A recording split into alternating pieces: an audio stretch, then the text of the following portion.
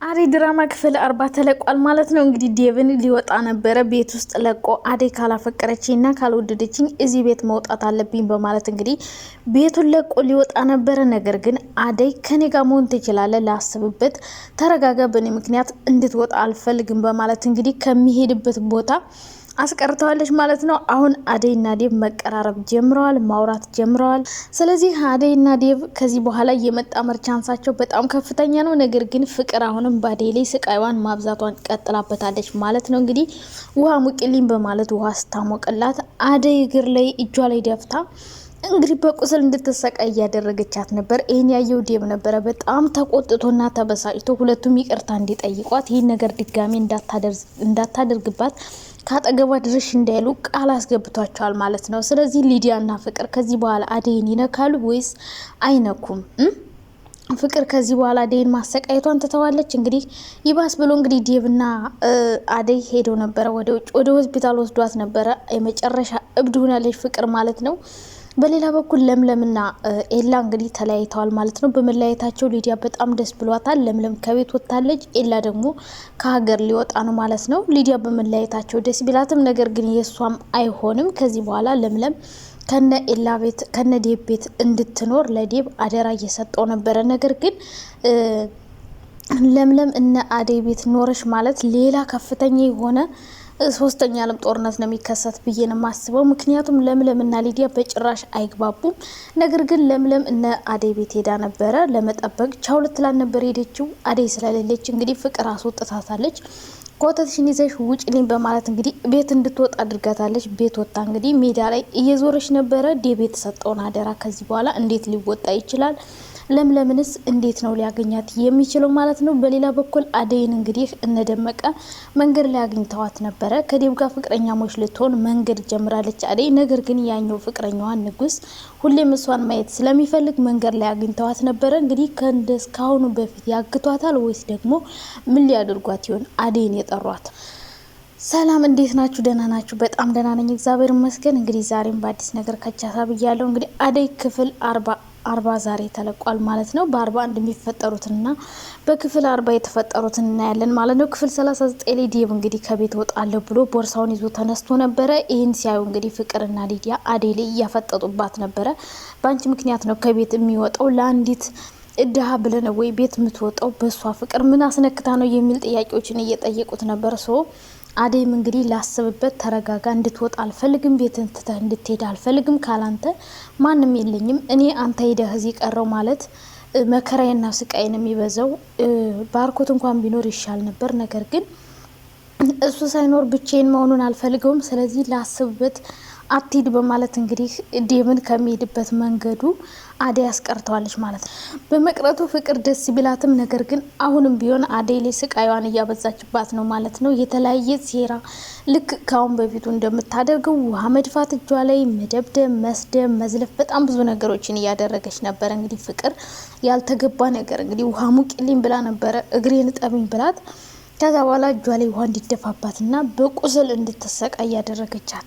ይህን ሲያይ ነበር ዴቭ እንግዲህ ፍቅርን አንገቷን አንቆ አደይን ይቅርታ እንድትጠይቃትና ድጋሚ እንደዚህ ብላ እንዳታሰቃያት ቃል ያስገባችሁ። ሊዲያንም አደይንም ቃል ካልገባችሁ ግን እስር ቤት ነው ወረውራችሁ እንደዚህ እጇ ላይ ውሃ ደፍታችሁ በቁስል እንድትሰቃይ ስላደረጋችኋት ወደ እስር ቤት እንድትወራወሩ አደርጋለሁ በማለት እንግዲህ ሁለቱንም ይቅርታ ጠይቀው ድጋሚ አጠገቧ እንዳይደርሱ ለማድረግ ሞክሯል ማለት ነው ዴቭ። ከዚህ በኋላ ፍቅር ምናልባት አጠገቧ ላትደርስ ትችላለች፣ ልትፈራ ትችላለች። ነገር ግን ዴቭ ሳይኖር መከራዋን የምታበዘው።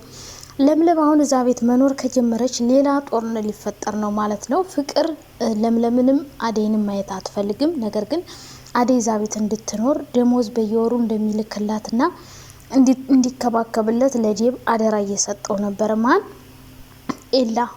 እዛ ቤት ደግሞ ሊዲያም ሆነች ፍቅር ለምለምን ማየት አይፈልጉም። ሲቀጥል ደግሞ ለምለምና አደይ አንድ ላይ ስለሚሆኑ አደይን ስለምታግዛት ከአደይ ጋር እየተመካከሩ አሁን የአደይ ጸባይ መቀየር የጀመረው ለምለም ከመጣች በኋላ ስለሆነ አደይ አሁን ሲሰነዝሩባት መሰንዘር፣ ሲሰድዋት መስደብ፣ ሲመቷት መምታትን ተያይዘዋለች። ጸባይዋ እንደዚህ የተቀየረው ለምለም ከመጣች ስለሆነ ፍቅርና ሊዲያ በጭራሽ አይፈልጉም ለምለም እዛ ቤት እንድትኖር። ነገር ግን ዴቭ እንዴት ነው ለምለምን እዛ ቤት ሶስቱ ለምለም አደይና ፍቅር ተስማምተው እንዲኖሩ የሚያደርግበት ምን አይነት መንገድ ሊሆን ይችላል?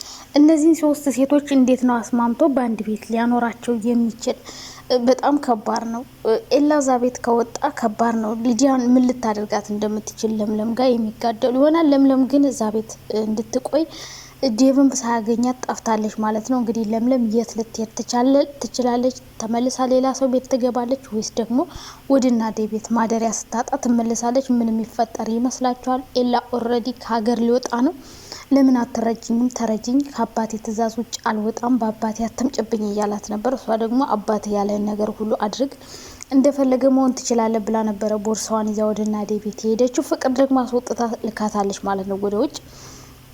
አደይ እንግዲህ እንደዛ ፍቅር መከራ እንደምታበላ ስለምታውቅ ትመለሳለች ብዬ አላስብም። ዴቭ ደግሞ የመመለስ እድል የለውም። ምክንያቱም ቤቱ የፍቅርና የባርኮት እንጂ የዴቭ አይደለም። ዴቭም እንደሱ ተጠግቶ ነው ያለ። ነገር ግን ኤላ ለምን አትበለኝ ግን አትበለኝ፣ ብር ከሆነ ልክልሃለሁ፣ ብቻ አንተ ለምለምን ተንከባከብልኝ እያለው ነበረ። ሶ እንግዲህ ለምለምን እንዴት ሊንከባከባት ይችላል ዴቭ? እንግዲህ በቀጣይ ክፍል የምናየው ይሆናል። ለምለም ትመለሳለች ወይስ በዘጎታ ትቀራለች? ወይስ ደግሞ ኤላ ሀሳቡን ቀይሮ ወደ ውጭ መውጣቱን ትቶት ከለምለም ጋር ፍቅራቸውን ይቀጥላሉ? ምን የሚፈጠር ይመስላችኋል? ግምታችሁን አስቀምጡልኝ ማለት ነው። አደይና ዴቭ በትንሹም ቢሆን የመግባባት እንትን እየጀመሩ ነው፣ እየተግባቡ ነው። ፍቅርም ለመጀመር ያሰቡ ይመስላሉ። አብረው እያወሩ ነው። ላስብበት እያለችው ነበረ። እነሱ የአደይ እና ዴቭ ፍቅረኛሞች ሆኑ ማለት ያው አደይ በህይወቷ ፈርማ ነው። ነገር ግን ላስብበት እያለችው ነው።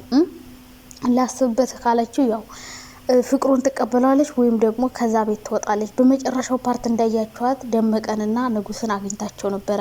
ምናልባት ከዛ ቤት ለመውጣት እያመቻቸ ይሆናል ብዬ አስባለሁ አደይ። ምክንያቱም አደይ ዛ ቤት የዴቭ ፍቅረኛ ሆና ቀጠለች ማለት በቃ በህይወቷ ፈረመች ማለት ነው። ፍቅር ምን ልታደርጋት እንደምትችል መገመት አይከብዳችሁም። እንኳን ፍቅረኛው ሆና አሁን ዴቭ ስለሚከተላት ስለሚወዳት ብቻ ፍቅር የምትሆነው የምታደርገው ቅጡ እየጠፋት ነው። ሶ አደይ በህይወቷ ፈርማ ምናልባት ከዴቭ ጋር ልትቀጥል ትችላለች። ከዛ ውጭ ግን እዛ ቤት ቀጥላ የዴቭ ፍቅረኛ ልትሆን ትችላለች። ከዛ ቤት ወጣ ማለት ነው። ከዛ ቤት ወጣችና እነደመቀና ንጉስ ጋር ሆነች ማለት ደግሞ የንጉስ ፍቅረኛ እንጂ የዴቭ ፍቅረኛ ልትሆን አትችልም። ስለዚህ አደይ ማድረግ ያለባት ከዚህ በኋላ ልታደርግ የምትችለው ብዬ የማስበው በቀጣይ ክፍል አደይ እዛ ቤት ተወጣና ከንጉስ ጋር ትሆናለች። ለምለምም ወደዛ ቤት አትመለስም። ለምለም ከሄደች ደግሞ አደይ እዛ ቤት መስራት አትፈልግም። ምክንያቱም ብዙ ነገሮችን ታማክራታለች፣ ሲከፋት ትጠጋባታለች ምናምን። ሶ አደይና ዴቭ እንግዲህ በፍቅር ሊቀጥሉም ላይቀጥሉም ይችላሉ። በፍቅር ከቀጠሉ አደይ ከባድ ነገር ሊደርስባት ይችላል። በፍቅር አማካኝነት ከባድ ነገር ሊደርስባት ስለሚችል አደይና ዴቭ ፍቅረኛሞች ሆነው እዛ ቤት የመኖር እድላቸው በጣም ዝቅተኛ ነው። ምክንያቱም ፍቅርም እዛ ቤት ዴቭን ታስወጣዋለች። ምክንያቱም ቤቷ ነው። በቤቷ ሌላ ፍቅረኛ ይዞ እንዲኖር አትፈቅድለትም ብዬ ነው የማስበው። ዴቭ ብቻ ሳይሆን ሊዲያም ልትወጣ ትችላለች። እንግዲህ ብቻ ቀጣይ ክፍል የሚፈጠረው እናያለን። አደይ ከዴቭ ጋር ተቀጥላለች ወይስ አትቀጥልም? ለምለምስ ወደዛ ቤት ትመለሳለች ወይስ ደግሞ በዘወታ ትቀራለች? ዴቭስ ኤላስ ከሀገር ይወጣል አይወጣም? ግምታችሁን አስቀምጡ።